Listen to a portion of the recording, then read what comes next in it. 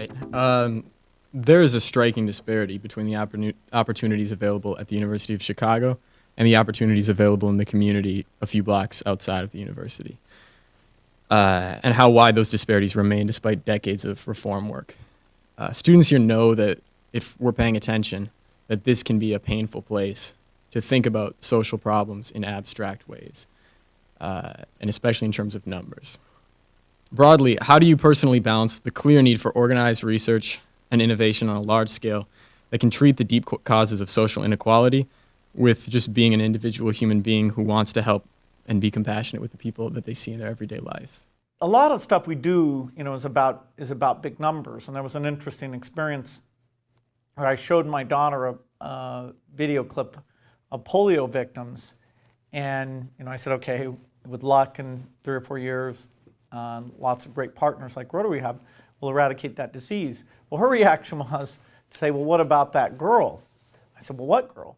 And she was referring to this girl in the movie who she saw limping, and her connection wasn't to some statistic about how many kids had been paralyzed, which, it was, okay, that could have happened to me, I could be that girl, and are you helping that girl? So, it's a kind of stark reminder that this stuff, people can relate to it when they can actually see it in action and see whether it works. The abstract idea of, does this money really help or not? People are rightly skeptical because a lot of times money, whether it's foreign aid or philanthropy money, actually doesn't work. Usually it doesn't do harm, but it doesn't work. And your example of, the theories of the university, if they've been applied in the local neighborhood, how come it's still such a tough thing? That's a great example. Now, this university tries harder than most. You have to give them credit. Having a charter school, going out, trying some of the things. But then again, there is value to the ivory tower. It's not completely wrong to, think in the abstract and think about theories of behavior and write books on those things. It's a hard thing to balance.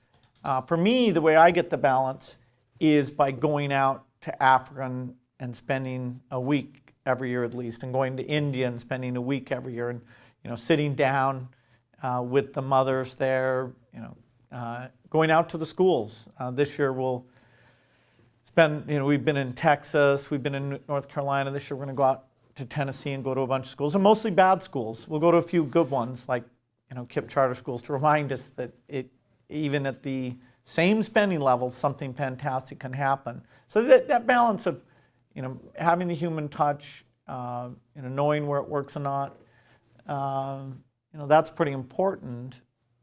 And I get that in the field. I was at a community college this morning where, those kids had a terrible high school education, and the question was, how were they helped coming in with no math skills at all? Was the remedial math class working for them? And it was really interesting to hear why their math courses in high school hadn't worked for them at all.